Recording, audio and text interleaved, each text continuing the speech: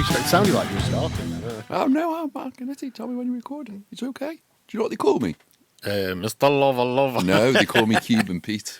Cuban Pete? Yeah. Is that because of all the... Do you just stand outside the house hustling cigars? No, I dance to the rumba beat. Oh, okay. And my maracas go chick, chicky Chicky boom, boom, chick, chicky boom, chick, chicky boom. What has happened? Did you watch the Super Bowl halftime? Did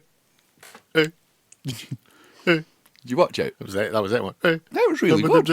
It was really good. No, I didn't see it. Did you see the Bad Bunny one? No, literally, like, I went to work on Monday and just went, when's the Super Bowl? Is it next week? And then everybody went, oh, it was yesterday, Dave. So, no, I have not watched the Super Bowl. Or President Trump's fallout from the Super Bowl video.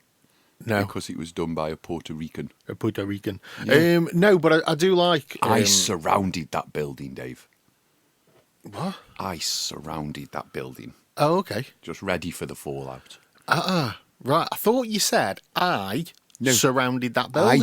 And I'm like, how did you surround the building? You're not that... No. Your arms aren't that long. I'm not sure what's going on. And good morning, everyone, by the way. Or good afternoon or good evening to wherever you're listening to this. And if in case I don't see you later, good night. Good night, yes, if in case we don't see you later. No, we're just talking about the halftime Super Bowl and then the fallout that came after it. Now, America have got a branch of the government called ICE. ICE, baby. Not sure what it means, but I'm assuming the first one's immigration. Immigration Control Enforcers. That's it. I think. And it's a bit like, we're at that moment in America. Have you seen V for Vendetta? Yeah. Yeah. You know where they're just grabbing all the gays out and chucking them in a lorry? Yeah. Yeah, and V for Vendetta. Yeah. We're about there with America now, just with immigrants. Yeah. That they perceive to be immigrants. Yeah. Or anybody basically that doesn't have white skin. Like, that's kind of where they're at. I can't speak for the whole of America, but I think that's where Donald Trump's at right now. Yeah. Or if they've got some kind of foreign-sounding name. Like, it's just the fallout after Bad Bunny and Donald Trump on Twitter. Whoever's the assistant to Donald Trump, just take the mobile phone off you. I don't understand that Bad Bunny's like one of the biggest selling artists in the world. Yeah. In the fucking world. Yeah. Like, and why wouldn't you have him play the halftime show? Like, he's massive. He's absolutely massive. Like, and yeah, whether... Don't get me wrong, it wasn't as good as the Dr. Dre one. No, it was never going to be as good. It was not going to be as good as Creed either. No, that was quality. Or the Michael Jackson. Wide open. Can you remember the Michael Jackson one? I do remember the Michael Jackson where one. he appeared at the top, just like, appears, boing. like bang, he's there. Yeah. But it's it's Bad Bunny. I think it was great. And yeah, I've got absolutely... Could have cut the grass as he was walking. I don't think I have anything bad to say about Bad Bunny. Since WrestleMania, I think it was 37, when he hit a fucking Canadian Destroyer on Johnny Nitro. Yeah. Yeah, that's it. I was sold at that point. I didn't know who he was until WWE anyway. When he was doing his thing with Damien Priest, I had no idea who he was. Happy Gilmore 2. And I'm not seeing it. Have you not? No. He genuinely, he's really good in that. But no, I didn't know who he was. But somebody that puts that much effort into like getting into the ring and training and whatnot, I was like, this guy's ace. And then I'm going to listen to his music, and I'm like, yeah, that's all right. You know, it's not something I'd rush out to buy, but it's not something I'd buy. Yeah, it's fine. It's cool, but I don't understand the backlash of having Bad Bunny play the halftime show, and then you realise it's because of the not the Grand Ole Party. In all fairness, it's Trump's administration, and it's ICE, and it's everything that's happening in America, and mirrored across the world right now. All of a sudden, there's a problem having a Puerto Rican play the halftime show. If this was 10 years ago, 15 years ago, one would care. Nobody would care. If it was 15 years ago, nobody would care. And people who do care would just go, why have we got this guy doing the halftime show? We should have... Kid Rock. Yeah, and you know what? Kiss. 15 years ago, Kid Rock probably could have got away with doing it. Well, 25 years ago when he was at his peak, but he probably could have got away with doing it. Like, you know. And yeah, nobody would have been that bothered. And anybody that was bothered may have had a little bit of a hissy fit going, oh, I don't like that guy. Why is he playing it? Change the fucking channel. That's what they would have done. They just wouldn't have watched the halftime show. It's been fueled by Trump and the Epstein files. His name was featured in it over 1 million times. Trump. Yeah, you can go into a search engine online Yeah, and just put a name in and it tells you how many times it comes up in there. They're doing that comparison that his name appears in the Epstein files more than Harry Potter's name does in all of the Harry Potter books. Yeah. There's only 7 Harry Potter books. I don't think that's a good comparison because there's 3 there's million pages. millions of pages of Epstein files. So There's 3 million pages and his name appears 1 million times. by the law of ratios, it probably is going to appear more than Harry Potter's name in the in the Harry Potter novels. Like, I think it's massive deflection syndrome, and that's fine. yeah, And on the Epstein files, it has affected Andrew of Windsor, Andrew Mountbatten Windsor, Andrew Mountbatten Windsor, whatever his name is. Yeah, He's had to downgrade from his £30 million lodge yeah. to his £60 million cottage. It's the staffing thing as well, isn't it? Like, you know, how the staff a load of the staff have gone, yeah, we're not working for him. Yeah. And the king's gone, fat. Do you know what, Andrew? What's your wage? How much you charging? Yeah. How much you charging? I'll be a butler.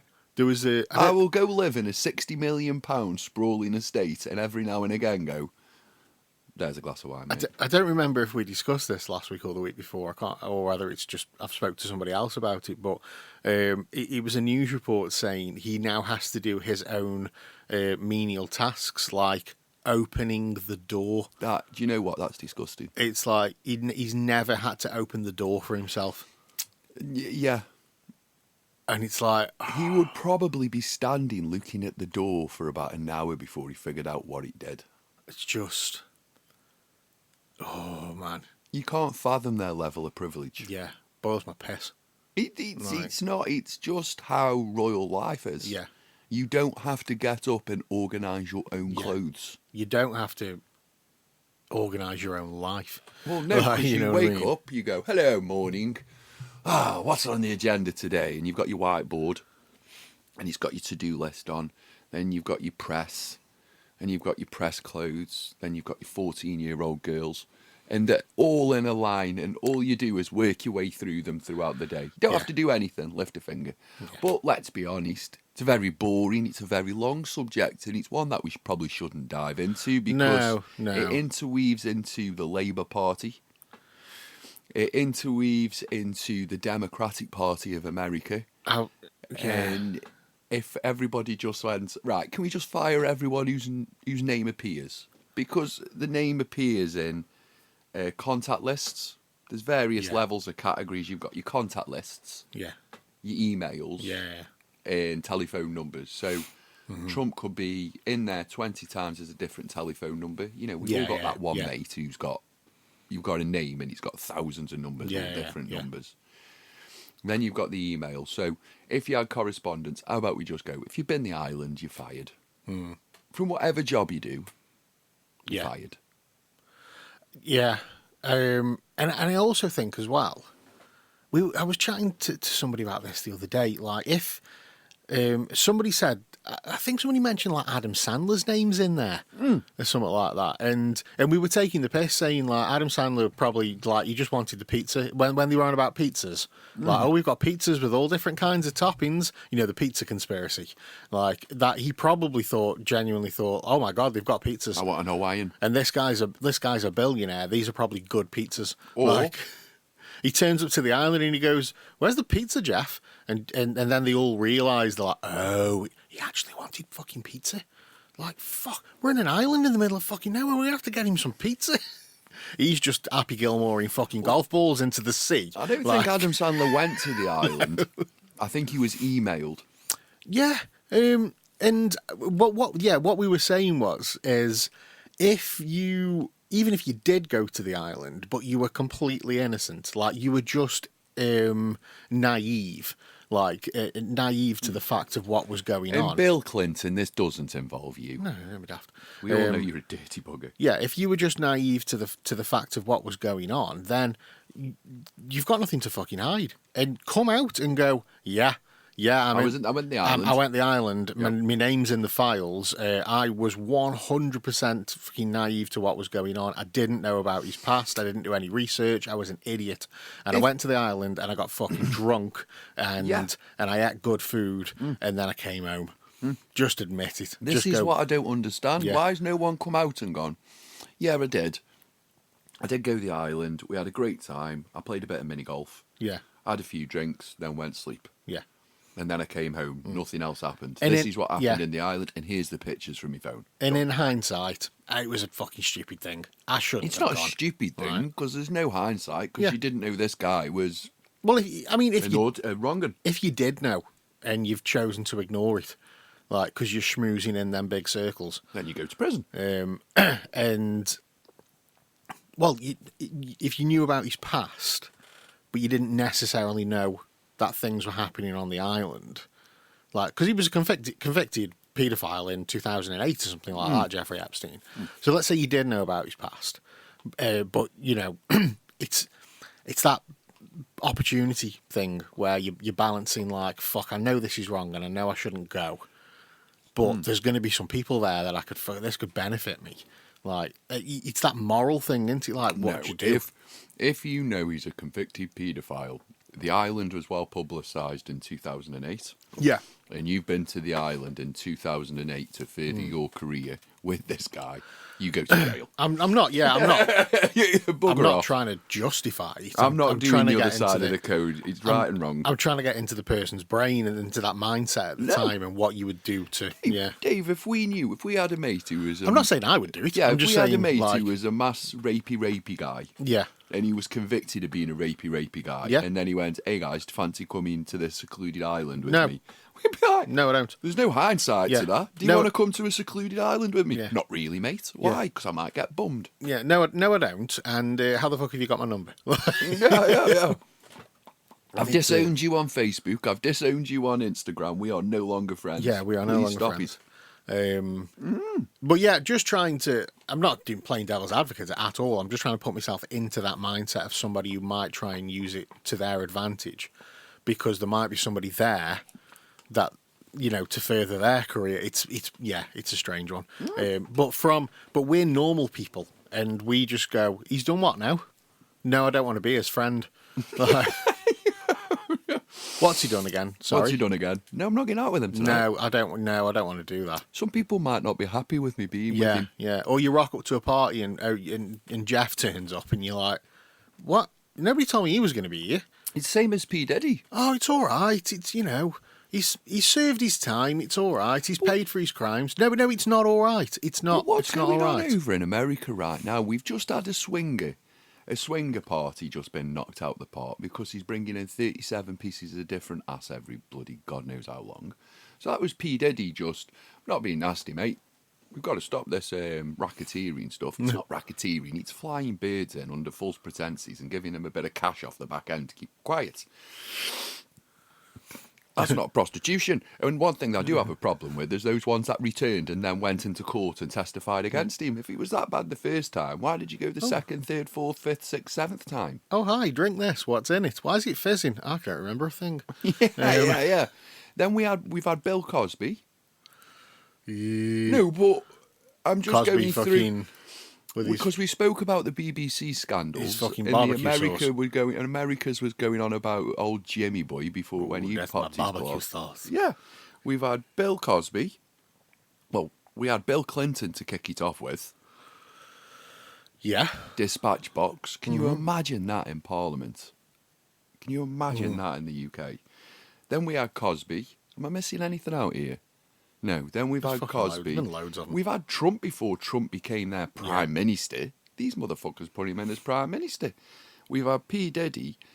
Aston Kutcher and What's-Her-Face are all over this and every little bit. And all the way through, Aston Kutcher's littered through all the middle of this. And the thing about Ashton Kutcher as well at the moment, because they'd fucked off, didn't they? Mila Kunis and Ashton Kutcher, Yeah. they just fucking disappeared. Just gone. 'Cause They're in Nepal. They wrote that fucking. They wrote that letter Ben Nevis or for. some shit. They wrote that letter for Danny Masterson, didn't they, when he was convicted of whatever, and saying it was a character reference kind of thing, wasn't it? Yeah. And Lovely lad, he just can't be. lovely lad, he's just a bit rapey. So they fucked off. But Ashton Kutcher's like one of the main characters in The Beauty that's on Disney at the moment or Hulu, and it's like have people forgotten because he's doing press tours and whatnot. It's like something's happened here. One of the big uns from the island or something like have flicked a switch and gone, yeah, don't touch him. He's fine. What's he done? What's he done to fucking get himself back into the limelight? I've got no idea, but he's littered all across these court documents. He's littered all across the papers, or at Diddy, at Epstein, across it all. And I just think America's a bit deviant at this moment in time. We've got guys running around with guns going, how are you? Are you okay, my friend? Get in the back of this van. On the daily. That seems to be a thing now, where they just, and it's just in a bit of a state. And I think it echoes the leadership that they've got. I think it's Orange guy. Yeah. He's a fucking idiot. Yeah. Double tap. I thought, like, things couldn't get any worse, and they just kept getting worse. How the fuck? I've said this 2 weeks ago. How the fuck has Keir Starmer still got a job? How is he still? Why haven't they booted him out yet? I don't know about Keir Starmer now. Who's I think he sucking? The Kings. I think genuinely. Jesus. I do not know how that the entire political landscape's in complete meltdown right now, and it's being ran by America. Yeah, and it started with these tariff things. Yeah. And it just seems to be going bigger and bigger and bigger and bigger and bigger. But, fuck it. Fuck it. That's all you can do, Clown. It's well. That's all you can do. That's what the leaders have been doing for the past 10 years. Ooh. But it just seems to be a bunch of sexual deviants in suits. On the Epstein thing. This is something I read yesterday. Joe Rogan sums this up perfectly if you haven't watched the episode. Oh, no, not yet. No, I've watched a few little snippets. Watch the latest Joe Rogan episode, and he puts it a lot more eloquently than I could. I could do a 15-minute download now, but everyone I think will just get bored and turn off because it's quite serious. Yeah. When you click on when you're flicking through like reels or something like that, you're watching some videos and whatnot, you get to like a conspiracy one, and you click on it. Let's have a little listen to what this person's got to say. Let's have a listen to this nonsense that this person's got to say. Next thing you know, you're doom scrolling through a million conspiracy videos. Yeah. So I had one pop up, and it's about Epstein's ties to like science and scientists and laboratories and whatnot. This is a rabbit hole. And apparently the evidence is all there. You've got to go hunting for it, but it's all there. But apparently there's a theory that he threatened government and said, if anything happens to me, I have got a virus that will be released into the world if I don't. It's the equivalent of like, have you seen Lost, where you've got to put the numbers in every however long it is? Like, if I don't put them numbers in, if I don't press that button by a certain time, then this virus gets released. And that was something. Apparently, that's something that he had over, the powerful. Like, I have got this. I have paid for it. It has been developed. This is a chemical weapon. This is a biological weapon. And if anything happens to me, nobody else knows the code. And that code doesn't get entered, this virus gets released. And then it was it 2019? Did something happen? Is that when he died, 2019, quote unquote? Or was it a few years later? Or something happened. Blaming him for COVID. Yeah, basically. So something happened the code didn't get entered. COVID got released. So that's the latest conspiracy theory. Love it. Epstein paid for and created that strain of coronavirus. We'll take that away from the American government, and we'll blame it on Jeffrey Epstein. And then it got released to the world, and it shut the world down. Yeah. There's another one, a meme that's going quite viral. That's it's from Inglourious Bastards, and it's Brad Pitt, and it's a caption says, somebody's quoted as saying, if we get rid of everybody in the Epstein files, society as we know it will collapse. The whole infrastructure will just collapse. Good. And it's Brad Pitt going, I'll take that deal. Yeah, I'll take that deal. Do you know Jeffrey Epstein also developed in a laboratory a time machine? He went back into 1883 and he met up with a woman called Braun Hitler, and they had a son together. That son was called Adolf, and apparently they're blaming Jeffrey Epstein now for the start of World War II. And he was actually the son of Jeffrey's. What else? Yeah. It's a load of bollocks, isn't it? I'll take that. Yeah, well, yeah. It's basically a dead guy. There's been so many... It is a dead guy, isn't it, that they're just front-loading blame onto. There are so many videos out there now as well, which... where people they are translating Adolf Hitler's speeches and then acting them, getting a voice actor basically, or AI or whatever to read them out in English. And with everything that's happening with with Israel and Palestine and Russia and the Ukraine and Jeffrey Epstein and America and Keir Starmer and everything, you get everything, and then you listen to this speech. And it's just there are so many fucking videos where people are like, I mean, we get it.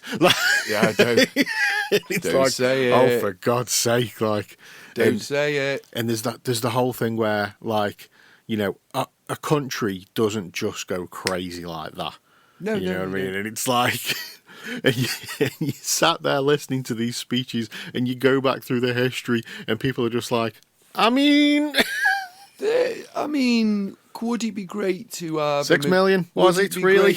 Would it be great to have immigration brought down? Sure, the roads would be a lot bloody safer without Umbubu from Central Africa just swerving fucking everywhere all over the motorway. But other than that, it doesn't bother me. Yeah. It doesn't bother me. I do think we're doing things a bit wrong in relation to immigration, and that's just me bringing a bit of hilarity to the one thing that I think needs to be done. If you've been driving in Kenya for your entire life, you still need to take your driving test in the UK. Yeah.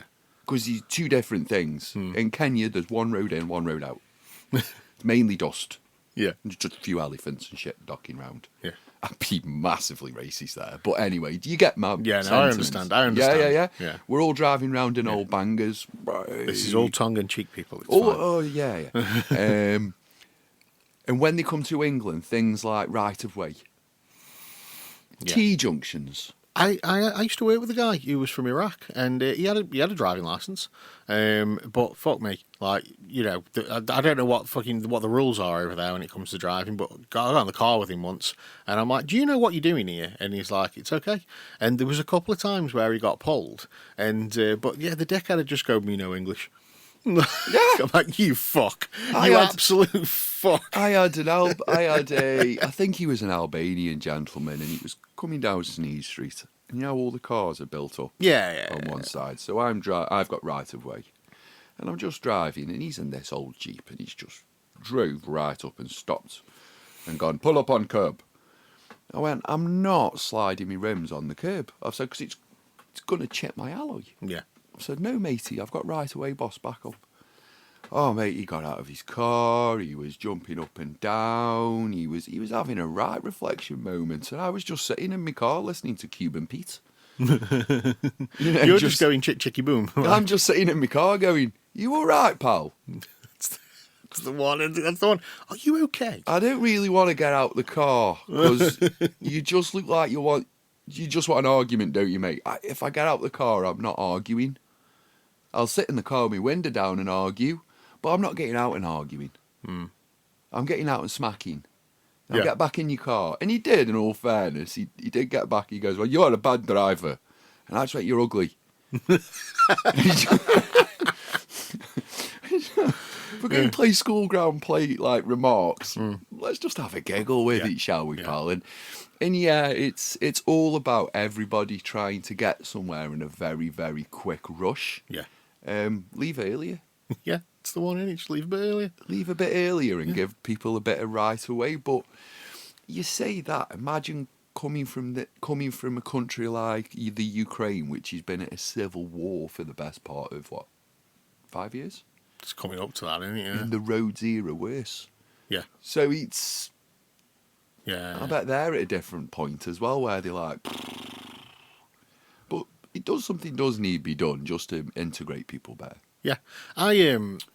There's a Wheeling out Keir Starmer would be a good start. Oh yeah, I don't understand. It's just like, he's got to go. Surely he's got to go. I don't get it. He's got to go. I don't understand how he's still there. Like, and I said this at the election. You know, I was glad that the Tories were out. Like, and You got dead behind Partygate, didn't you? and anybody that anybody that asked me, I always said about that election, it wasn't about getting Labour in. Labour don't represent me anymore. They don't fucking represent me at all. Like, it wasn't about getting Labour in. It was about getting the Tories out, and that was that was the only way you could get them out. Like, and yeah, it's not working. No, it's not working. Two party politics don't fucking work as far as I'm concerned. You know, you just got two parties, boom, boom, boom, battling out, and I think the country's ready for the whole country is ready for a change.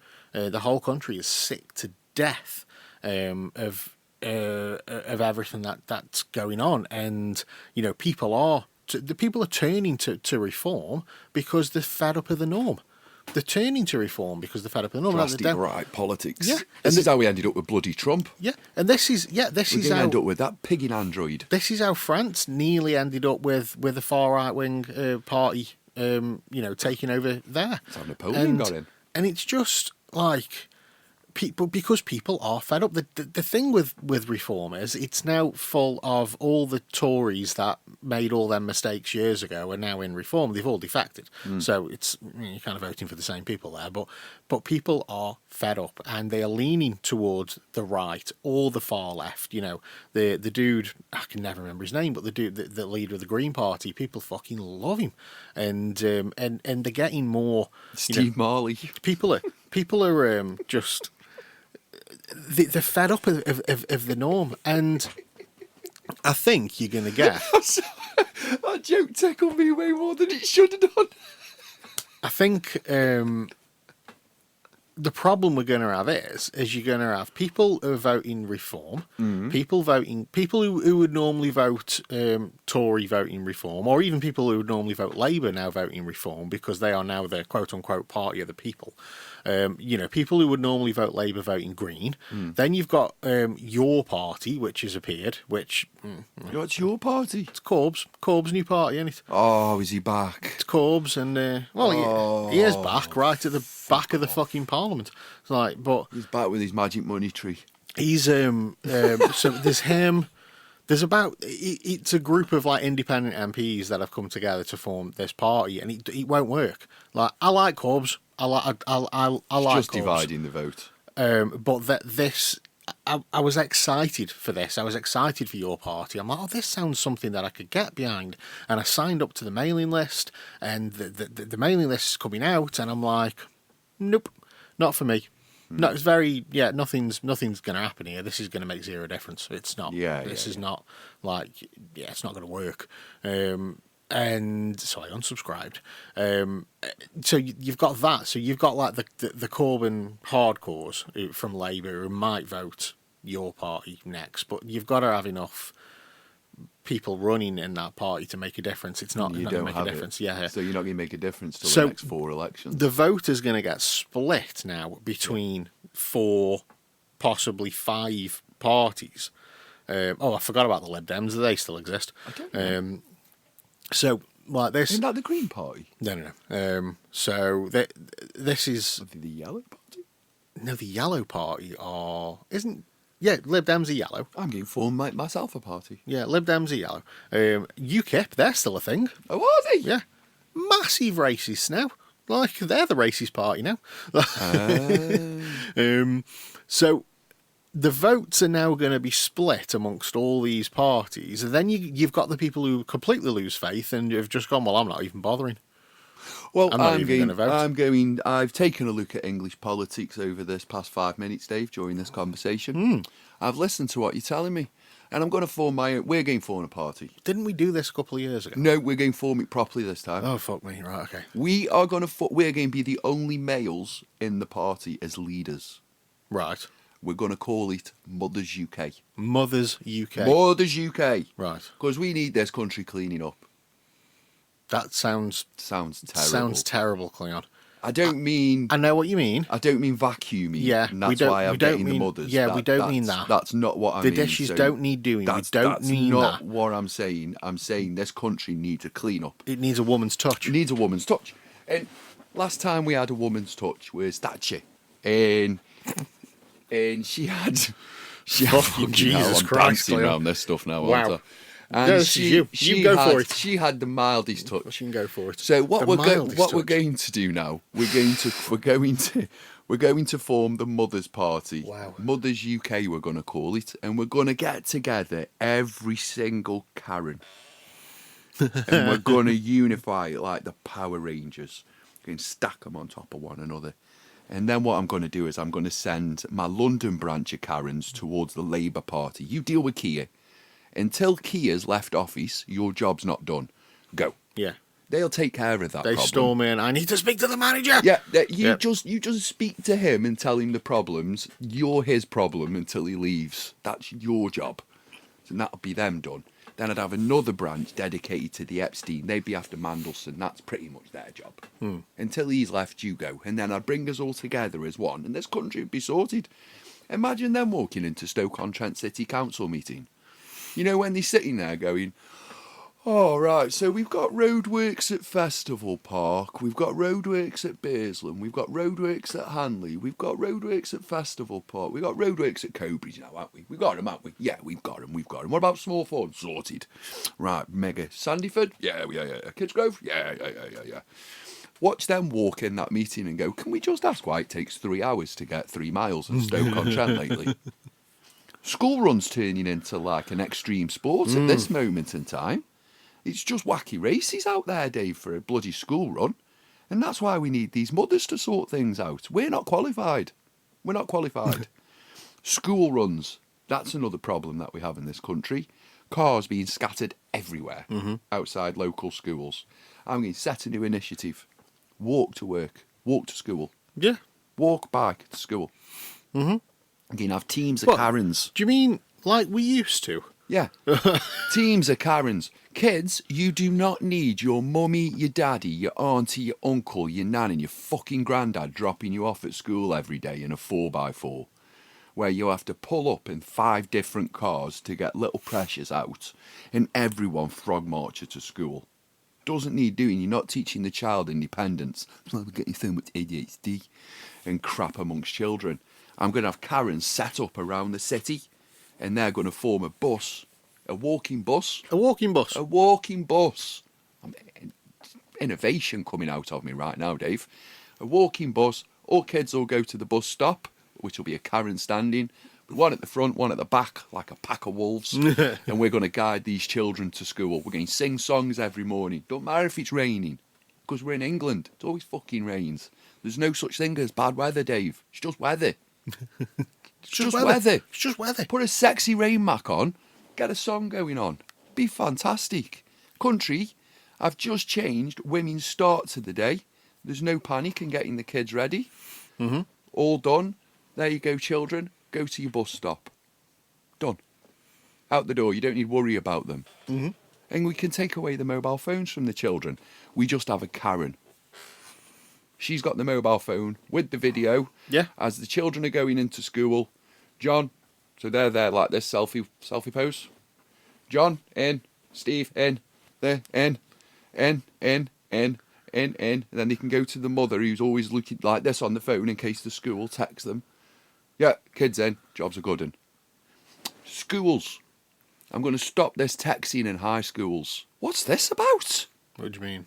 Like, if your daughter gets told off in school on the day, the school will text you. Yeah. What kind of patheticness is this? I don't want to know this problem. I don't want to know. Yeah. Yeah, no, I'm with you on that. Our What type of distractive, yeah, lack our of focus crap is this? We're talking about ADHD and dysmorphia, people can't concentrate. And if you've got a naughty kid at school, you're literally on a text every 10 minutes. yeah, our school isn't that bad. They use Your kids aren't. They use I mean, yeah. They do use an app kind of thing for communication with parents, which Why? eh? Why? Well, it's the old Am I a fucking teacher? it's the what do you mean? Am I a teacher? No, I mean like when they send letters home to kids Yeah. for kids, like and, there's a school trip or there's like an intervention thing or something like that, Yeah. and you give your kid a letter, Yeah. and the letter goes in the bag, Yeah. and the parent never sees the fucking letter. Yeah. Yeah, well they've got like an app now where they just digitally send the letters. Newsflash, emails. Well, it's a similar thing, isn't it? It's just another way of doing it. Well, not everybody uses email. Oh no, but they've got a fucking app. Yeah, that's the point. Yeah, not every like person uses email. I'm solving the country. I'm not taking us down a rabbit hole. A lot of people, trust me, working where I work and Yeah. trying to fucking email tickets to people. Yeah. Oh, I don't do email. What do you mean you don't do email? I don't do email. Well, What? set it up. Why do you mean you don't do email? Set it up. Yeah, well, you need an email, sir. You need an email for us to send this to you. Oh, I haven't got one. And then they go, do you not use an app? And I'm like, what the fuck? So you can use an app, but you can't use a fucking email. You know, an email address that you need to Yeah, set but- your bastard phone No, up. you're making it. These are the same people that would look at a bottle of bleach and go, "Oh, I fancy drinking that," and then they turn it round and it says, "Do not drink, will potentially kill," and they go, "Oh, better enough," like that. You're just helping them. If you said to them, if they went, I haven't got an email, say, all right, mate, what you need to do is you need to set up an email, get the tickets, give me a call back when you've done it. Dunk, put the phone down. I bet you they'd phone you back with, oh, my email address is this. Yeah, well, we can't do it unless they. So it doesn't affect us. We haven't got an app. We're like, well, we need your email address, mate. Yeah. But yeah, no. But the school use this app to send communications out to parents. But it's not just communications. It's they use it in school to log everything, so like attendance and homework and stuff like that. So it's all in one place. It's like what the school use for everything to be in one place. So if a teacher needs to know something, they can put the child's name in, pull it all up, bang, everything's there that I need to know. Now, do the parents need access to all of that information? No. No, and I don't think they do. Right now, don't get me wrong.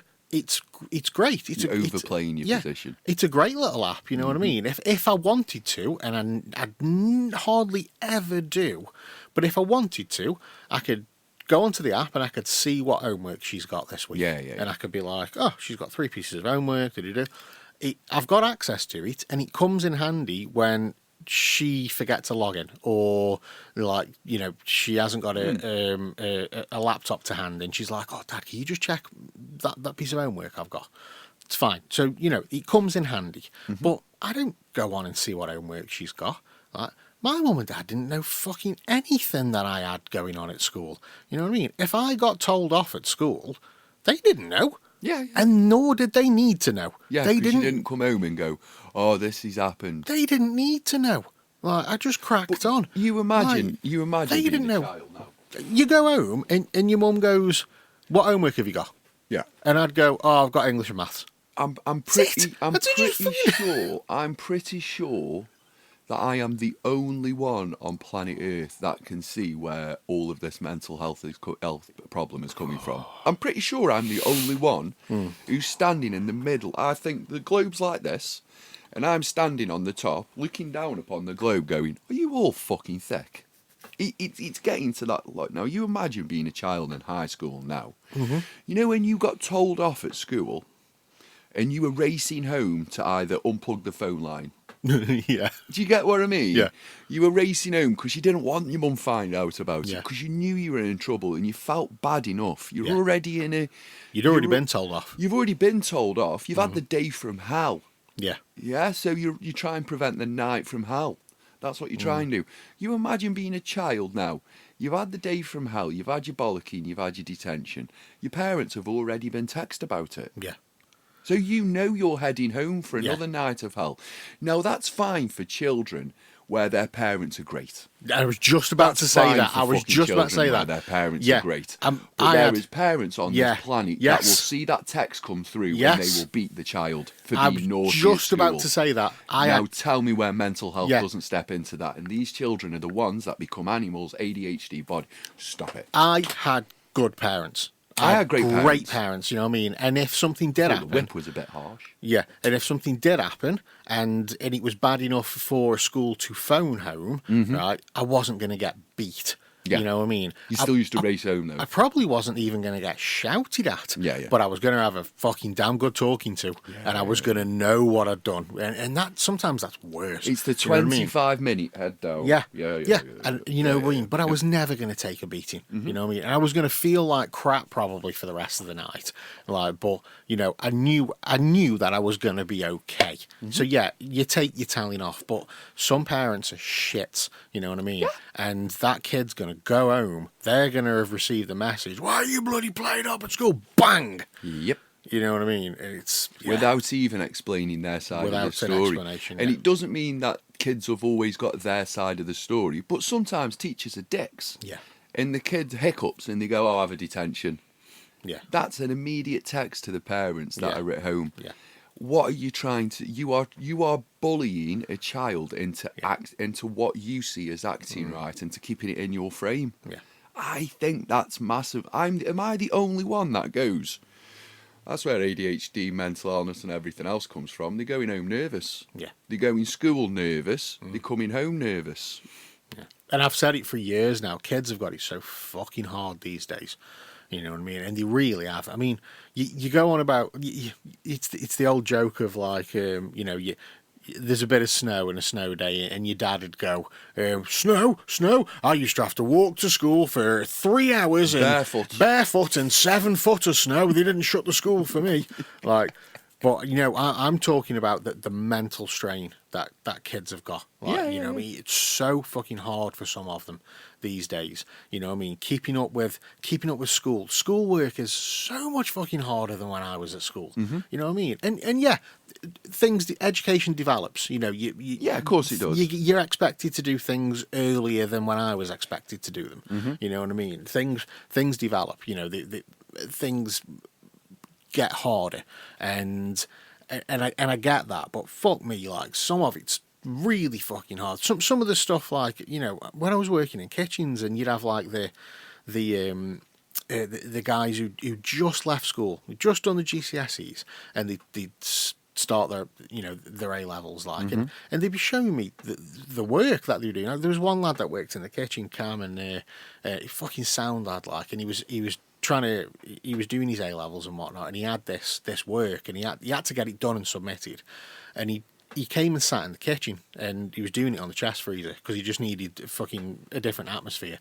And I'm working. It's a Sunday. It's quiet, and I'm working away, like, and he was struggling. And I go over and see the questions, and I'm like, these are fucking hard questions. This is like degree level questions when I was his age, and now they're A level questions. No, they're A-level questions. One day, They're the GCSE one level day, questions. yeah, they're going to be GCSE level questions. I look at my daughter's math and I just kind of go, "Well, that's an interesting diagram." Do you ever look at it and go, when did they change math? Yeah. When did maths change? Why not? Why is not subtraction just the line anymore? Why? Why is not division just the line with the 2 dots? Why have you been? Why does it have to be all like this now? What's that mean? She was like, divide. The thing is, though, like, have you ever done it where, like, I've sat with my kids, and they're struggling with a maths question, and I've gone over and I've gone, oh yeah, no, let me show you how to do that. And I've done it and I've got the answer, and then they go, we don't do it like that. Yeah. I'm like, what do you mean you don't do it like that? That's the answer. The answer's right. Yeah, but we haven't been taught to do it like that. Mm-hmm. Why? We've been taught to do it like this, but then they can't explain how they've been taught to do it because they don't know how to do it. Yep. And then I can't help them because I'm like, well, this This is how you do it. So then you end up getting fucking GCSE Bite Size on BBC out and like, what the fuck is this? Like, and you're watching it and you're like, that's stupid. That's put an extra 10 steps in this. Yeah. That's fucking silly. Like, but why have they changed it? Because that's not easier. I don't know. I'm looking at the kids' homeworks now, and Stop changing maths. The worry I can see, because I've got young children that go from primary school into high school. The worry I can see is the water carrying that gets done at primary school isn't carried over into high school. So in primary school, are you okay? How are you feeling? Is things nice? Yeah. You feeling okay? Are you secure in everything? All of this. They get to high school and it's like, fuck on then. Yeah. And they're looking for like, am I doing okay here? Are you showing me what you're doing? Yeah. Yeah. We've updated your app. We've It's updated like, you. that's not teaching. I You're don't not know it. teaching fucking anyone anything. You are standing in the front. I might as well get a frog Yeah. that can talk, a robot in the corner, Yeah. stand, and if anybody moves or makes a weird noise, detention. That's it. I could replace all the UK teaching force with bots for high schools. Here's one that more so when Adam was at school. Be honest with you, not so much Rosa May now, but when Adam was at school, parents' evenings non-existent. Oh, what a load of shite that was. Non-existent. What an absolute point. I'm sitting, right, I can only talk about Margaret Ward. I'm leaning in Margaret Ward because I've been there this week and dealt with a few problems. So I'll name change you. Sitting in Margaret Ward parent evening, right? You get given a time frame. Start at 7:50. Right. You get to the school at 7:45. You sit down at 7:50.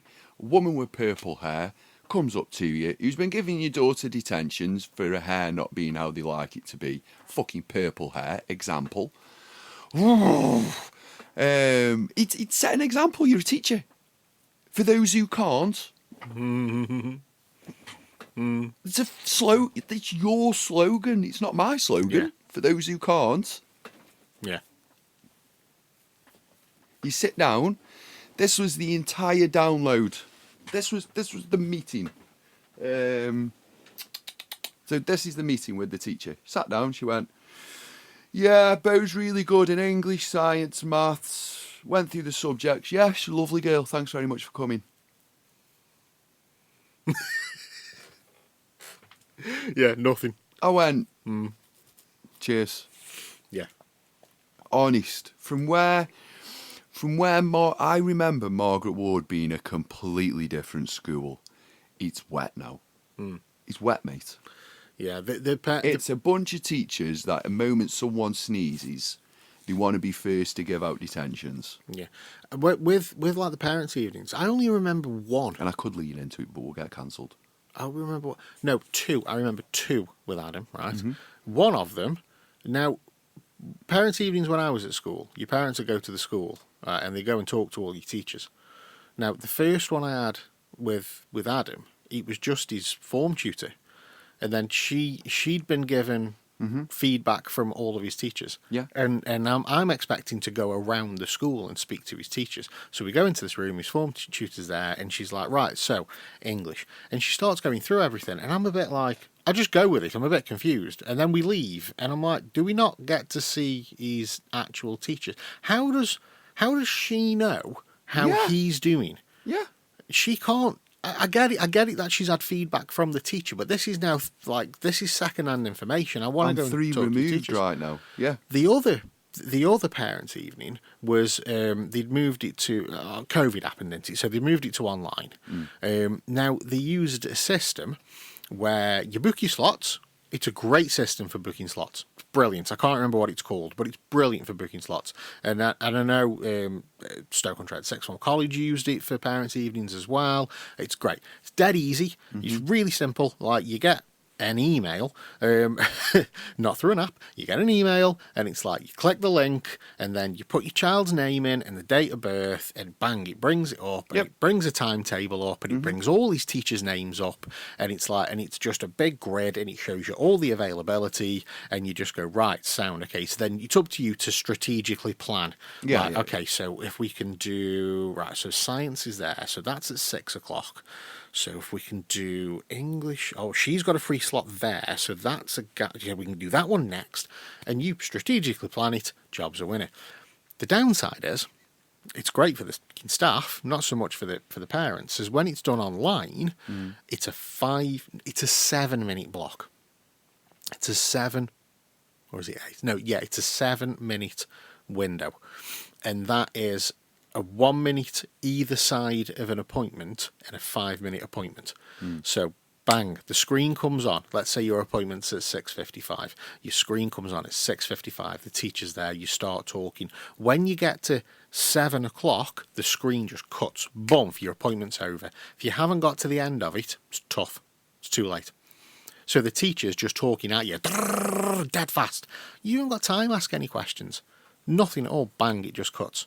And then, yeah. So, and we did one recently with Littlin, and they use the same online system, but it's an in-person parents' evening. So you book everything online. So it's like, yep. So we've strategically planned it because it takes part in 2 parts of the school. So one's in the sports hall, one's in the main hall. But both, we were very fortunate because me and Dawn could both go. Yeah. So if she was like in the main hall, but there was another one down in the sports hall, worst case scenario, I could go like, right, look, we'll take Rose and me, you stay there, I'll take Little and we'll go down to the other one. We didn't have to do that as it happened. So all the appointments are booked. We mooch around. We see where everybody is. We strategically plan everything. We sit and wait. We go to everybody. But then you've got the overrunning. Ones. So this is where your 5 minute appointment actually comes in handy because it can't overrun. However, if you have got questions to ask, then you're a bit screwed. So you'll have a parent who's in and who's asking loads of questions, and now you're like, this person's eating into my time here. Then the teacher's running late for the next appointment. But I'm very patient because I'm like, well, if that person needs to ask questions about their child, let them ask the questions, and I'll wait. I'm fine with that. I'll wait here all night. Yeah. You know, people need this information, so that doesn't bother me. However, when the member of staff that you've booked an appointment with doesn't turn up, and you're not notified, then you know what I mean. There was at least 3, and we haven't had anything back. Nothing. They haven't been in touch to say we're not going to be there. We haven't had feedback saying sorry we weren't there. Here's something. You know what I mean? That aside, We had one teacher who wasn't going to be there, and she sent a message out to me and to Dawn, 2 separate Saying messages. Sorry, I'm not going to be there on the night, but here's the feedback I would have given. Yeah. It's all there, nice and detailed. If you have any questions, just drop me It's on the app. Just drop me a message on this app, and we'll arrange something for a future date. Job's it's fine. It's fine. It's not just parents' evening as well. It's the dinners. Like I say to Ethan every single day, what have you had for food today, son? What was for dinner at school? And it's shit like an oatcake, right? An oatcake, yeah. A hash brown, okay, and an egg. What? Yeah. What? And it just, all I'm doing is taking me back to when I was in school and thinking, geez, how good the food was at school. Can you remember how good this school food was? Well, don't forget, I recently worked in contract catering in education. So, you the know what I mean? food was so good. It was, but you were made to have greens. Yeah. Yeah, you were in your school line. And I remember it dead clear throughout primary school. School line, Mrs. Shaw, fucking big woman, who was in charge of the whole school line jobby. Greens, potatoes, meats or whatever. Then you got your cake with pink custard or yellow custard or whatever custard. And it was fantastic. And then you got to high school. These dicks at Maggie Ward couldn't organise their arse with both hands. I said to them, I goes, how do you do the dinner line? Oh, we just do, everyone, like, goes in and just queues and stuff. I said, well, why don't you do it like you used to do it and do it like form order? You've got a dinner hour. Yeah. Your form goes in at this time and no one else is in there. Then next time, then next time, then next time. Mate, they looked at me like I'd discovered fire. I was like, you... And the teachers are just gormless. I'm going to call it like... They're sitting there, I had to go to school to talk about Bo. Nothing major on behaviour. But what did they say? They went, oh, is Bo not here?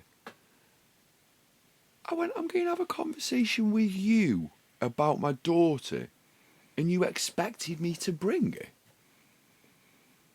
her? What are you lording around here, mate? We're having a conversation about her. I'm not having a conversation about her when she's sitting there. Yeah. Is this a Catholic school? Yeah. Oh. Is that me, or am I the only one who sees that as rude? Or is that the definition of being rude?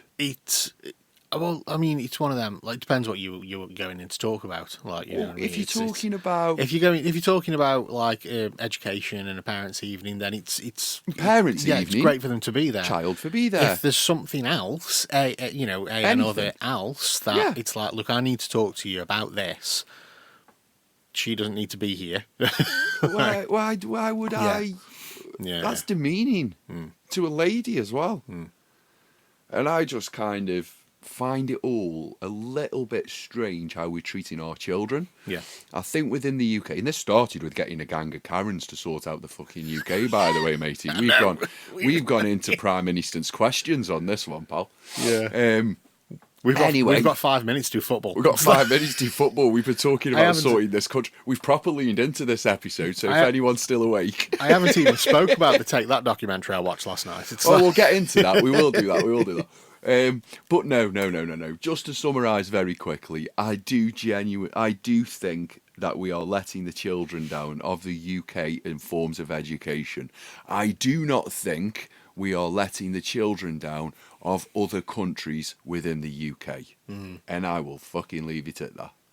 All right then. Alrighty then. That's a great place to leave it as well. People think about that. People leave fester on that. You think about that because we've gone dead serious today. Dead serious. But anyway, what we're going to talk about now is to take that documentary and shed a bit of light. Have you watched it on Netflix? Of course, mate. I watched the Take That documentary. I was there the day it was released, the minute it was released, in me pants. Going, I love Robbie all over me, and Robbie Williams tattoos and Robbie and fuck Gary Barlow written across the back of my shirt. That was me. He even put a Vale shirt on. Yes. No, I didn't. So not that far.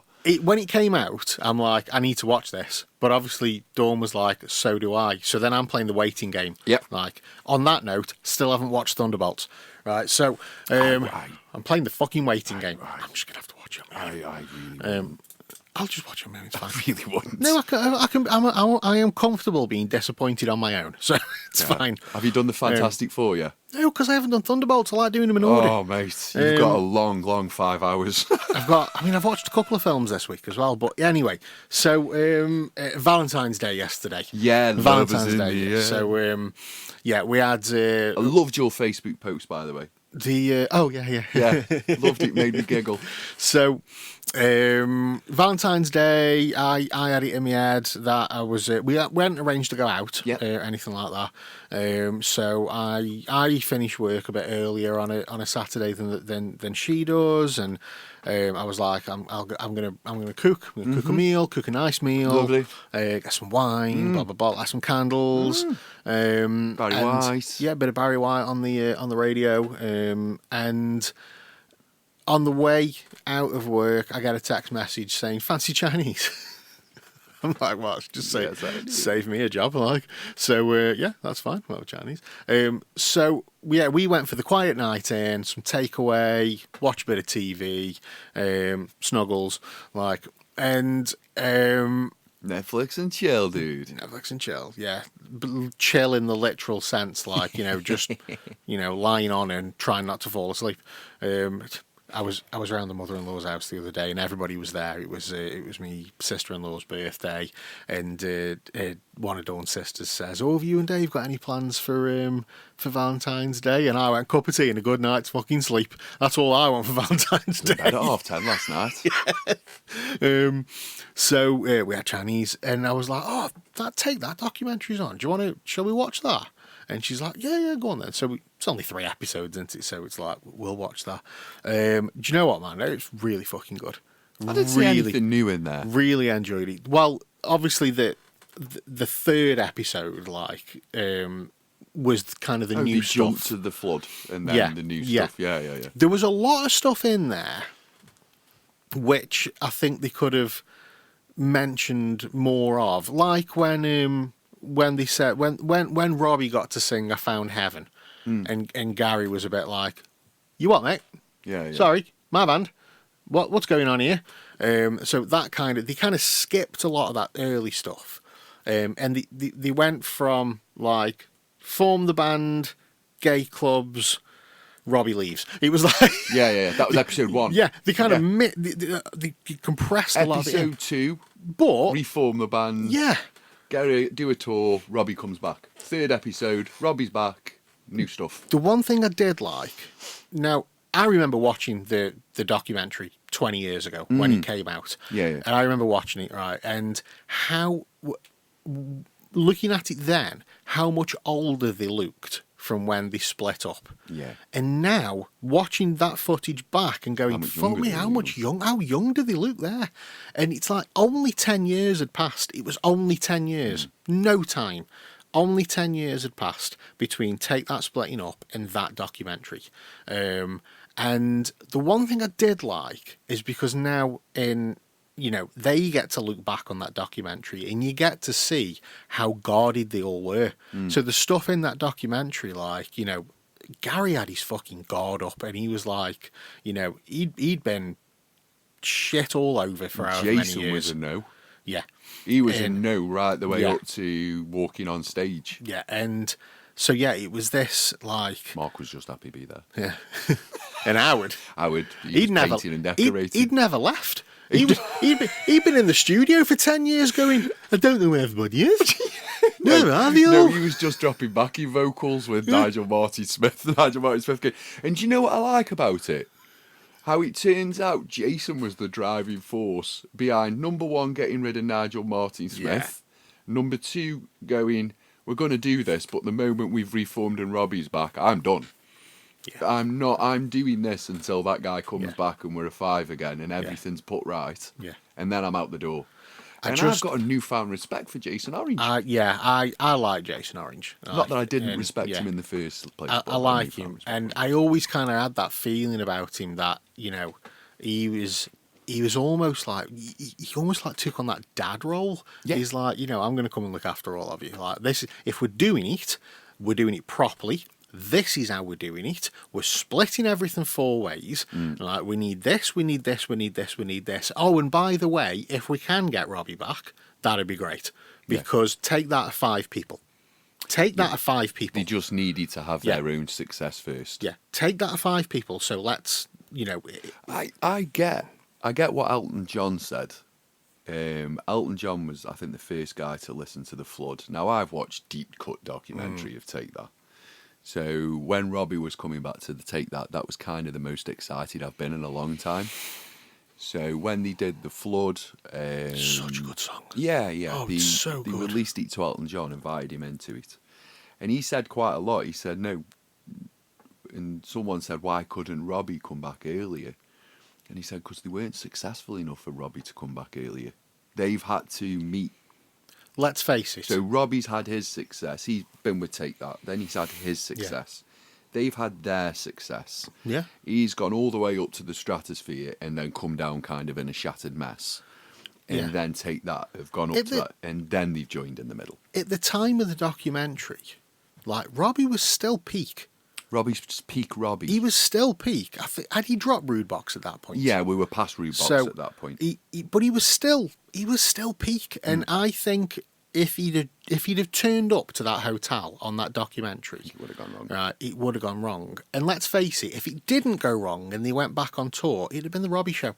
Yeah, it would have been. It'd have been the Robbie Show, and it needed Take That to come back together. And fuck me, that album, Beautiful World, is so good. It is. It's one. I'll say this on record. It is one of the finest pop albums to be written in this century.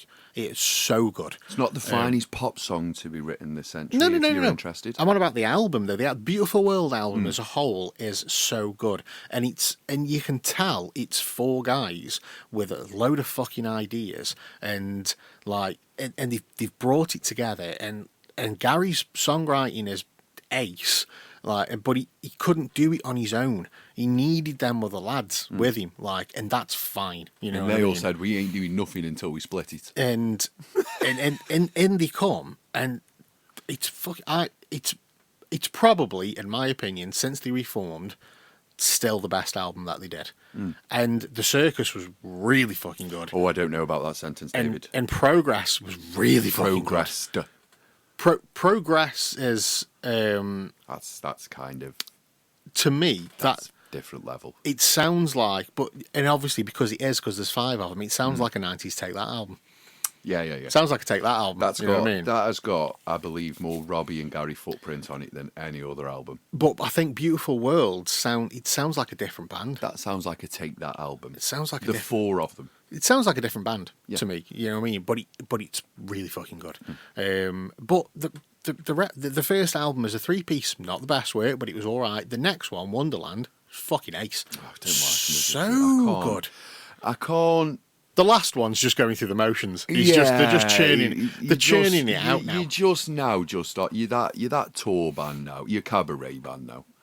Cabaret and stadiums. No, that's what they are. They do a. Do you want to go to the circus? They do, go? yeah. Should we go They to do. circus? The thing is, I will go. Yeah. I know. I'm here I had saying to- it's Did I cabaret. I'm told here you- saying it's this. I'm here saying it's this. But bring me to one of the concerts, and I'll be like this. Never.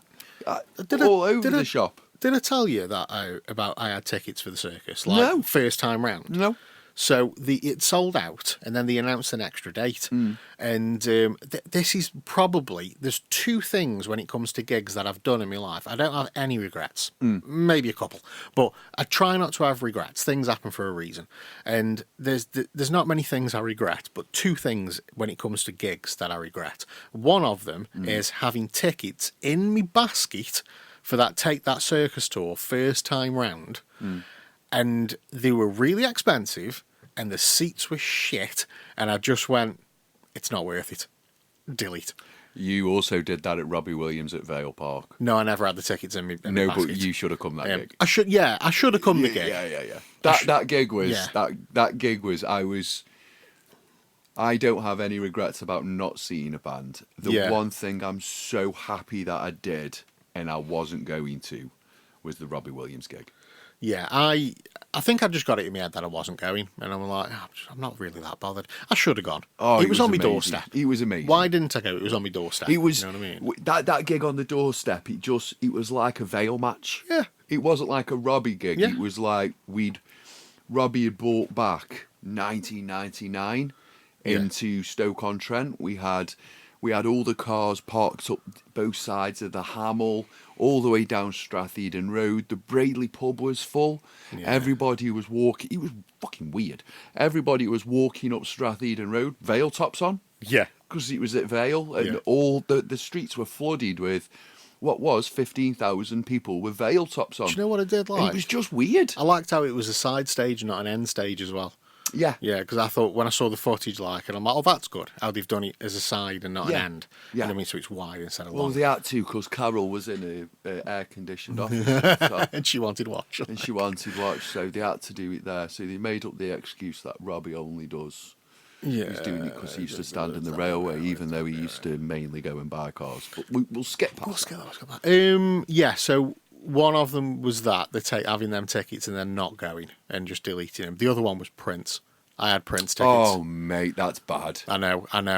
Oh, that'll go to your grave, that will. I had Prince tickets. Oh, that and will go to I'll you. be honest with you, all it was is, I was waiting for payday, and I put them in my basket, and I'm like, I can't afford these. I am literally, Yeah. I am going to struggle for the rest of the month if I put these tickets in my basket. I'm like, I can't do it, and I took them out, and then obviously it sold out. So when I went back to get them, it sold out, and that was I was titsed about that one. But yeah, no, the Take That documentary. So I think the best thing about it is that third episode where they are not so much second into the third, where they are talking about that documentary, and you actually see how guarded they were. So the stories that we were told in that documentary were like, they were what they wanted you to hear. And now 20 years later, like, Gary can sit there and go, actually, this is what I was really feeling at the time. This is what I said, but this is what I was really feeling. And Mark and Howard can do the same thing. It's like, this is what we were actually feeling.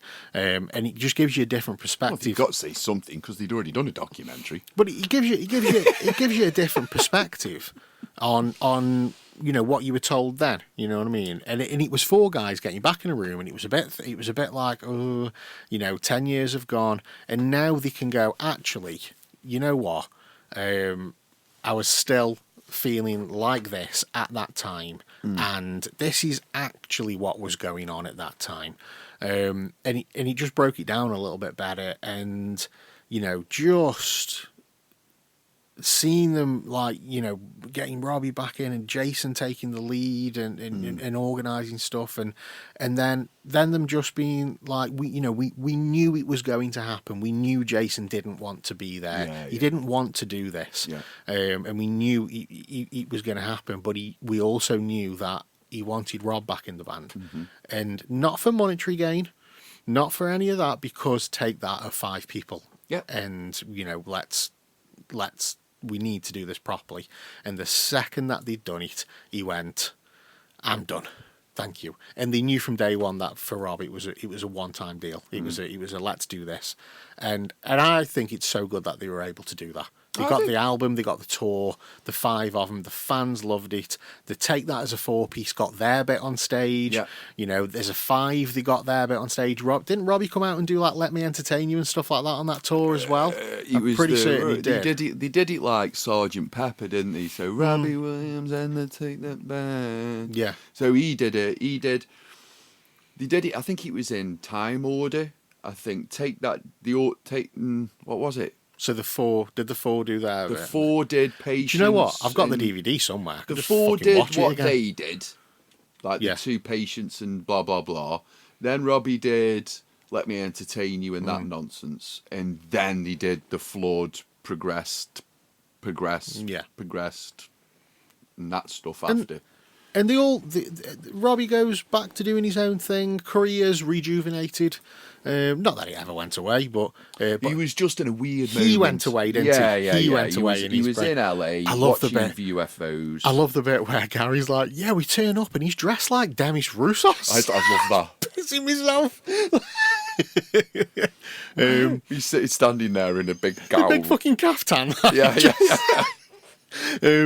So yeah, and them two leave, and I think I know you're not keen on the 3-piece Take That, but I think they've earned every right as the 3 of them.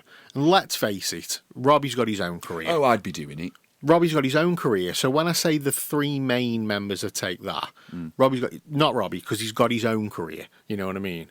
Like the 3 dudes who, the songwriters and the singers are left, and they've got every right. They have earned the right to go, yeah, we're a 3-piece now.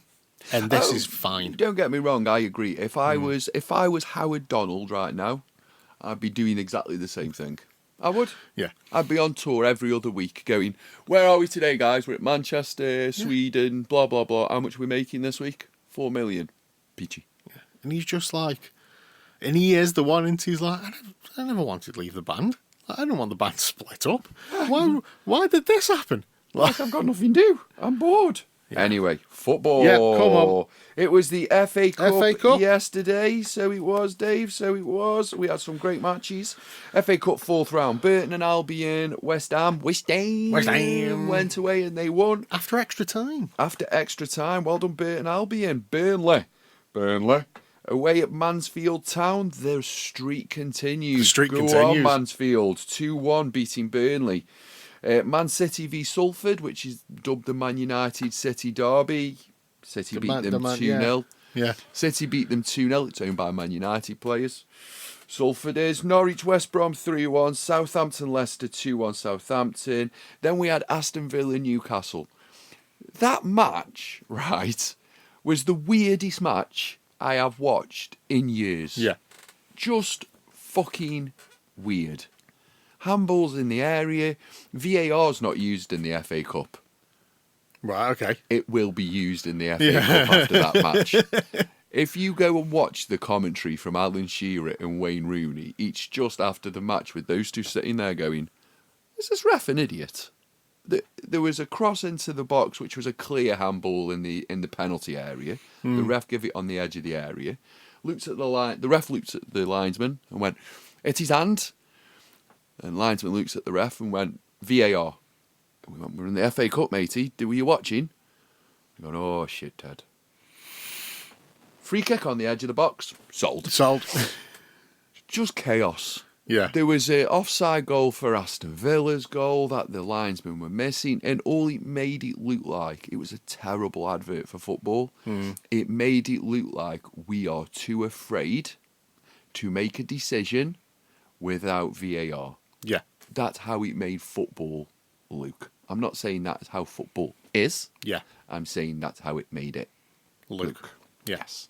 So VAR now will be implemented across the board. So we've spoilt it for ourselves. Only got yourselves to blame. Very poor refereeing. And then we had Liverpool 3, Brighton 0 as they carry on their run. Today we've got Birmingham versus Leeds, currently 0-0. Grimsby versus Wolves. Oxford versus Sunderland. Stoke versus Fulham and Arsenal versus Wigan. We were supposed to have Port Vale yesterday in the FA Cup as well. League One. League One. And that was postponed away at Doncaster. Something to do with the pitch. What game was postponed in the week with Vale? I don't know. Was it the FA Cup 4th round on Thursday? Can't even fucking... Or was it Wednesday? Can't even click on the fucking team there. Let's have a look. One. Fab. League One on the 14th was postponed. So that was yesterday. Tuesday the 10th. There you go. EFL Trophy. EFL Trophy. They lost 4-0 to Stockport. There you go. There you go. But Vale do have problems, even though it's not their pitch that's been postponed on. They have a collapsed duct. Stoke Fulham today? Stoke Fulham today. I hope Stoke win, actually. Yeah. Yeah. I'll support the local team. Yeah. I don't really care. Newcastle won 3-1 yesterday. Good day for me. Mm-hmm. Yeah, sound. What's the plan this week? My plan this week is clean eating. Yes. Gym. Clean eating, gym. I need to get a fucking grip, so that starts today. You clean eating, gym, cut the caffeine out, stop drinking cans of Monster. Alcohol, even though I don't drink that much, down. It's your Monster that's pushing you. Down to next to nothing. And yeah, that nothing else really overly serious. Just, but that's my focus this week. Work, obviously, that's ace at the moment. Schmoozing, meeting new people, making new friends. Loads of things planned, and I've got Teams meetings coming out my arse. This is the thing when you're liaising with people that live down south and in America, it's like, it's all emails and Teams meetings. On my weekend, I started to watch The Wrecking Crew. Okay. Last night, Jason Momoa and Batista. Yeah. I fell asleep. Okay. I did watch. That was the is that movie. on Amazon? That one. Yeah, that movie, right, is a movie where a director's gone like this. I imagine this is how they pitched that movie. Steve, I've got an idea. What's your idea, Steve? I've got an idea. A buddy cop movie. A buddy movie. Right, okay. Tell me about it. One's a Navy SEAL. Right. One's a cop. Yep. Dad dies. Weird circumstances. Yep. They have to figure it out. Yep. Who shall we get to play these? We need two big guys, two big buff guys. Jason Momoa, Dave Bautista. Sold. Sold. And the script is exactly how you think it is, Dave. So is it like a buddy cop? It's thing? a buddy cop movie, Yeah. yeah. They're brothers, they don't like each other. One's a cop who just gets drunk all the time, massive alcoholic. And one's a Navy SEAL who's straight as a dime, all that type of jazz. And they go on an adventure to find out about the death of their father. One of Yeah. them hates the father, one of them loves the father. There is nothing new in that movie, Dave. Yeah. It sounds it. Yeah. And also, I mean, we Dave, watched I like- Sinners this week. I watched Sinners. Don't get that. Oh, I loved it. Didn't get I it. fucking loved it. It was it Um, was the most light vampire flick I have ever watched in my Yeah, life. it's been deemed as like a horror film, and It's not a horror. And I'm sad. I was chatting to Mitch from Valacor Books because he's really happy that it's got as many Oscar nominations as it has, because horror movies don't get Oscar nominations generally. And I'm like, the thing is, because he hasn't actually watched it yet, I'm like, it doesn't get horror until the last like 50 minutes. I didn't think it was horror at all. And it's not horror. It's vampire. It's vampire. It's gory. It's vampire gore. Like, but no, I enjoyed it. Bunch of people saying you can't come in, You're not coming in. and then someone goes, "Come on, then, Come on. I let's fucking have you." I enjoyed it. I thought the casting was great. I thought Michael B. Jordan was ace in it. The soundtrack's ace. Yeah. The concept of it, with the vampires and the post credit. I think. Did you stop for the post credit? No, I didn't. It was a mid credit, not a post credit. The mid credit was brilliant as well. I won't say it on the air. what I happened. did, and I just kind of went, "Oh, Yeah. God." I won't say it for people that are listening because it's still quite a new film. So go out he- there and watch it. He's playing. Yeah. No, I got it. I just didn't think he was very good. I watched another two films Go on. top of that. So I watched The Last Showgirl Is with that soft porn? no, it's Pamela Anderson. So Oh no.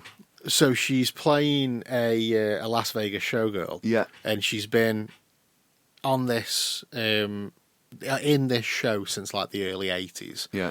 And now it's coming to an end. It's not making money anymore, blah blah blah, and they've decided to cull it. So Yeah. she's this older lady who's only ever been in this show, who's now in a position where she's got like nothing. But do you know what? The film itself is like, it's fine. It's Yeah, nothing. yeah. It's nothing groundbreaking. But she is a breath of fresh air.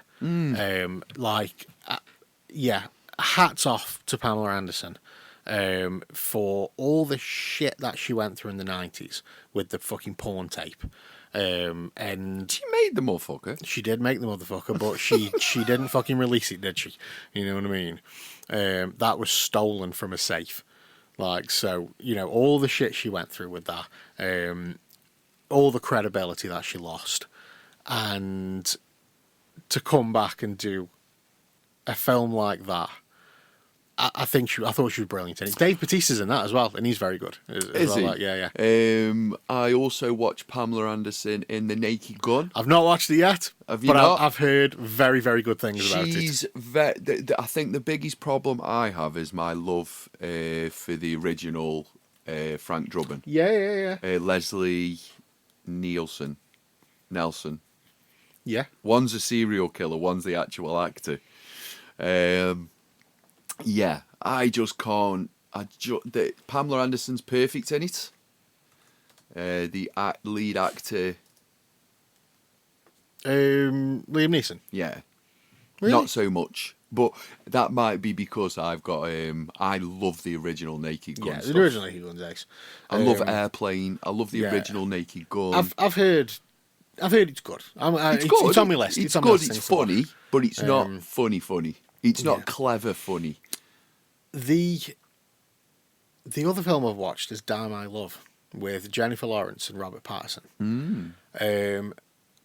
Yeah, it's great. It's a good film. It's really, really good. But it's not necessary. I mean, Robert Pattinson and Jennifer Lawrence as actors are really good in it. Yeah. But it's the director for me. It's the way the film was directed, and it's basically about Jennifer Lawrence, Robert Pattinson, are together. I think they lived in the city. Now they've moved back to the country. They've inherited their uncle's house.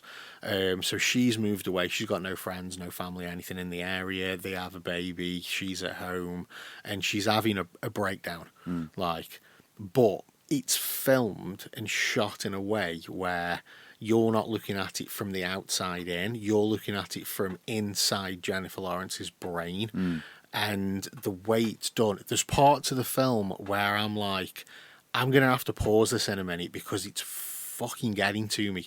And it's like, if you've ever been in a situation where you're in your house or you're somewhere and you're stressed, you know what I mean? You've got a high stress level there, and everything's kind of getting to you. But it's the little things like, you know, the pitch of somebody's voice, the beeping that's on a piece of equipment, and you can just fucking hear it over and over again. And it's that little thing that's going to make you snap at any second. Like, could just be somebody, could just be me talking to you, but your brain just can't fucking handle it, and you're about to lose the plot. That's the tension that builds up in the film. And there's bits where, like, the baby's crying and the dog's barking, and it's so fucking intense, like, and it puts you in her head, and that's like kind of the premise of the film, like, to see it from her point of view. It's filmed so well, and you know, it's brilliant. It's really, really good. Definitely worth a watch. I will never watch it again. I'll never watch it again. It's one of them films that's like really good, and I will never watch it again. You know, because of just the way it made me feel. But yeah, Die My Love and The Last Showgirl I've done this week, and Sinners. I'm trying to think what's that one movie that I'll never watch again. That was it, Joker. What? Because it's with River Phoenix. River Phoenix. He's been dead a long time, with mate. his brother. Joaquin Phoenix. The one that we went to the cinema to see, not the second one. I'll never watch that movie again in my life. Yeah. That movie is a horrible, horrible movie. Yeah. It's just about abuse. Yeah. That's all that movie's Yeah. about. And I came out of that movie I think it took me like 48, not because I suffered and all of that shit. Yeah, no. It just, because it's that deep, you're still figuring out that movie 48 hours later. I think we both left the cinema going, and wow. you're like, fucking hell. He's laughing because any time he cried, he got beat. So he was tied to a radiator and beaten that badly. He's now completely... Wow. The deep take... Joker, the second one's a bit of a weird one. A movie I am looking forward to is The Bride of Frankenstein. Oh, okay. Have you seen that coming down the line? No. Christian Bale, Lady Gaga. No, I haven't. Have a look at the trailer for that. He-Man, that's an obvious one. He-Man. And then the one to finish off my year, which is just Avengers Doomsday, which is... Tell you what I saw yesterday, actually, a trailer. So, you know, Baz Luhrmann directed the Elvis biopic with Austin Butler. Yeah. He has got lost footage of Elvis in Vegas. I think it was in Vegas. Footage that had been lost forever. It's been found. He has directed this lost footage, if that makes sense. It's been fully restored. This Elvis on stage performance, and it looks fucking brilliant. How does it? And it's going to IMAX. Elvis in concert at IMAX. Oh, we'll go watch that. I'm like, I am. But I'll watch it with you on one condition. A few conditions. I wear the actually. jumpsuit. Full jumpsuit. Full jumpsuit. Full jumpsuit, full sunglasses. Well, I've got the glasses. We've got the glasses. Yeah. We've got loads of Elvis sunglasses between us. However, full jumpsuit, and I will go and watch Elvis. Do I have to do jumpsuit or can I do leather? No. got to be jumpsuit. Got to be jumpsuit. No. I've seen what you've done there. I watch people try and Vimtoing me ideas down. We're not Vimtoing this one down. Well, no, because 68 comeback special leather's hot. No. White suit. If I White can suit. dream. I want the suit. I want the cape. Oh, okay, so we're going full Vegas. We're going full Vegas suit. You know where he chucks the hand grenade out that time around then? Where he chucks the hand grenade in the crowd, yeah? Yeah, that Elvis. That's the level we're going at. I love Elvis. Yeah. Just everything he represents. Love it. Yeah, it's brilliant. So yeah, the trailer looked meant for that. So I definitely want to go and watch Elvis in concert. Oh, I want to watch Elvis in concert. Do you know what? Remember last year? Was it last year when I bought the massive Elvis collection for the shop, and there was just Elvis stuff everywhere in the shop, and I paid more money than I wanted to for it. There's some. Yeah, I had a couple of them. Yeah. There's some more. I was literally like, after a couple of weeks when it was all still there, I was shitting myself. So I'm like, I have done the wrong thing here. This is never going to sell. I was dependent on Cleon coming in and being an Elvis fan here, but he really ain't. Yeah. And I'm like, there was CD box sets, vinyl box sets, there's fucking stuff everywhere. And it has all sold, right? But we were down. The one thing we had left was a VHS box set. Now, to be fair, there was 3 VHS box sets. One of them sold straight away, which I didn't expect. One of them sold because somebody just happened to see behind the counter and go, "Is that for sale?" Yeah. And I was like, yeah. I just had nowhere to put it in the shop. The other one didn't sell because it had fallen over and we'd all forgot it existed. It was on a top shelf and it had fell. Oh, it had just gone backwards. Yeah. So I'm cleaning and I find it. I'm like, oh. So then I put it back on display. Thank you very much. And there was a guy who came in a couple of weeks ago and he was like, he was asking about something. And as he was leaving, he saw a Wings Greatest Hits on the side. He was like, oh, is this the new one? The new Wings Greatest Hits? And we're like, yeah. He goes, oh, I'll have that. And then he went, actually, have you got anything else by Paul McCartney? Yeah. So, taking to the section, he picks up every single CD, pops it on the counter. He goes, what about John Lennon? Yeah. Every single CD, pops him on the counter. What about the Beatles? Yeah, show him the Beatles. Everything bar 4, because he's already got them, right? So he's got all the Beatles, all the McCartney, all the Lennon, the Wings. Didn't ask for any George Harrison, which I was a bit like, weirdo. So he's paying for all this, and then corner of his eye, he sees he goes, what's that? And it's like, oh, it's a VHS box set, like, it's only a £5 because it's videos. And he went, yeah, I'll have that. That was the last piece. Gone. It's all gone. It's all sold. And I'm like, thank fucking God for that. Because I genuinely thought I'd be sat on it forever and it'd never sell. But it's every single last bit of it has gone. Fair. And I was well chuffed. He spent over 400 odd fucking quid on CDs, that man did.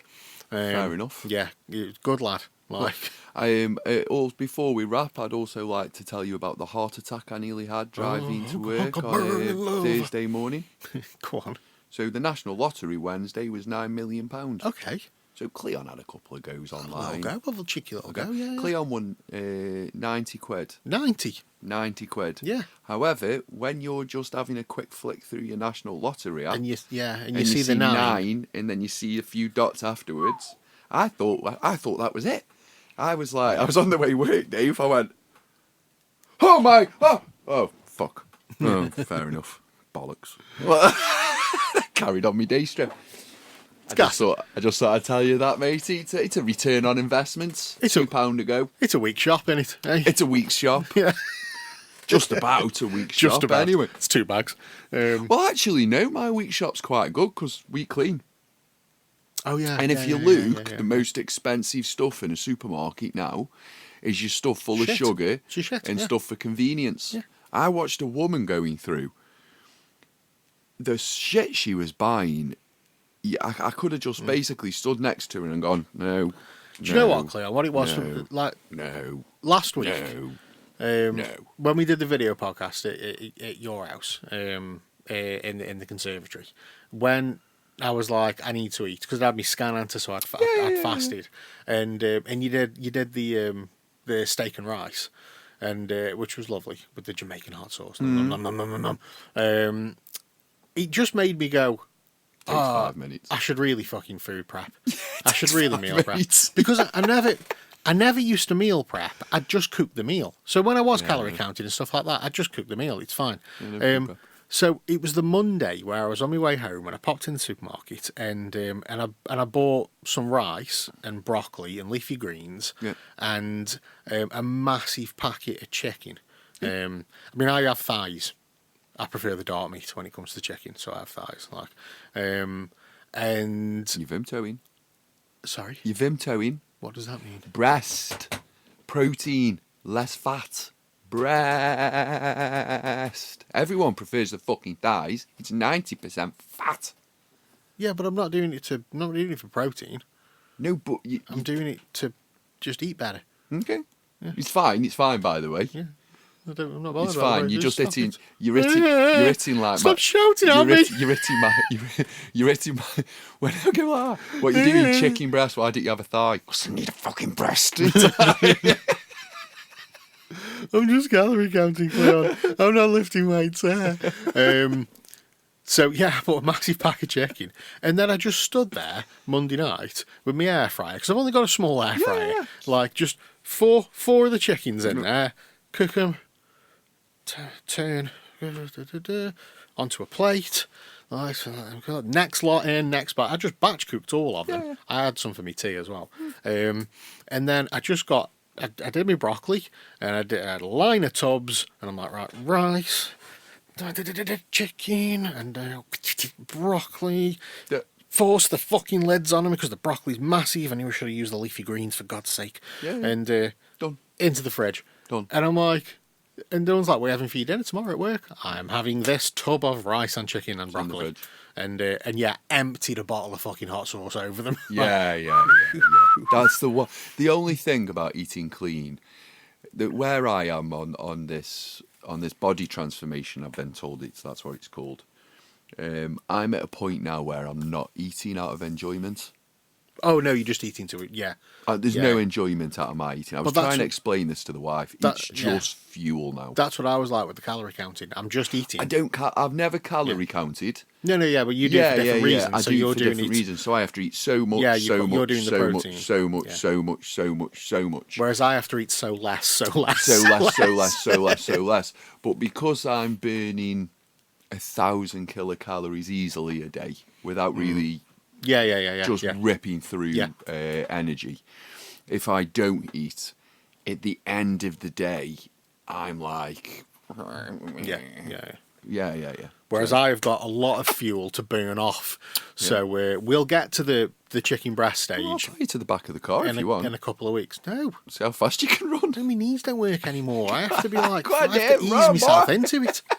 Although... We'll get a slow car then. When I did go back to the gym a couple of months ago, I was pleasantly surprised at how well I did on a treadmill because bear in mind I haven't ran. Don't forget. I haven't ran for 5 years. Don't forget you walk to and from work every day. I know. So what you But I always compare it. Subconsciously you're not comparing to your conscious. I always compare it to the first time I tried running. And I got a minute and a half into it and genuinely thought I was going to die. My heart was pounding. I couldn't breathe. I was getting dizzy. And I'm like, fuck me, man. What the fuck has happened here? God, it's taking me. I used to run fucking 400 metres for the city, Cleon, right? What the fuck happened to me? I'm not allowed to run at the minute. So that first time, and then when I got back into it, where I did the slow progression, the running, the walking, the running, the walking, the running, the walking, and do that for over 40 minutes or whatever. So I thought I'm going to have to start there again. And when it came to the end of the running bit and into the walking bit, my brain went, "You're all right. Just try running. Just keep running." And I'm like, you know what? This is all right. And I did have to slow it down a little bit, but I'm like, you know what? I'm not as bad as I thought I was going to be. Yeah, it's no. So, yeah. I do need to get some fucking iron tablets again, though, because Jesus. Get your B12s up. Get your B12 levels up. Get your turmeric levels up. I can't take turmeric. get all of that. I can take turmeric when it's blended in with something else. I can't just take turmeric because I will wake up and for some reason my joints are like this.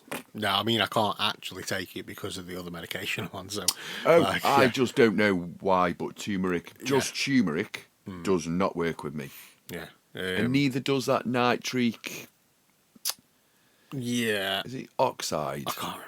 I can't remember what it's called, but my body just does. There's loads of stuff that I can take and I should take, but it just interferes with medication. You shouldn't be going too far on things like supplements and everything anyway, because people have walked into. I just mean for my bones and my joints. You know when people are going, "Oh yeah, I've ordered this off Amazon." So what's the basis of that? Don't do that. Oh, I heard JD Vance he got rid of his cancer. Don't do that. Don't order stuff off Amazon. Go to a fucking herbalist. Jesus Christ. Go see my mate Matt and Hanley. Fuck me. He'll sort you out. Like, fucking, like don't order the shit off Amazon. No, don't do that. Like, I don't know. It's to their own, really. yeah. Whatever's cheapest first. Yeah. I want my stuff delivered via drone. Do you know what, Matt? My mate Matty runs Armstrong's and Hanley. Like, he does all the supplements and whatnot. And fuck me, does he know his stuff? Like, Oh yeah, you know the fuck remember the hole in my leg? Right, he had a look at it and he was like, "You want some silver on that?" And what the fuck are you on about? Were you from the 1600s? Piss off, Matt. And then I go Got some margarine on it. yeah, I go the hospital, see the district nurse, and she's like, "So we're going to treat it with silver." I'm like, "Oh, for fuck's sake!" Anyway, we've ran on. We've ran over. Go So on. a big thank you to everybody that listens week in and week out. Do not forget to like, follow, subscribe on whatever your favourite platform is. We're available wherever podcasts are available, including Spotify, Amazon Music, Apple Podcasts, SoundCloud, just to name a few. Videos are available on YouTube and Spotify, and follow us on social media. On Instagram, it's Up the Trent Podcast, and on everything else, it's just Up the Trent. We're on Facebook, YouTube, X, Blue Sky, and TikTok. You guys are awesome. And we will see you Next time. Sorry. next time.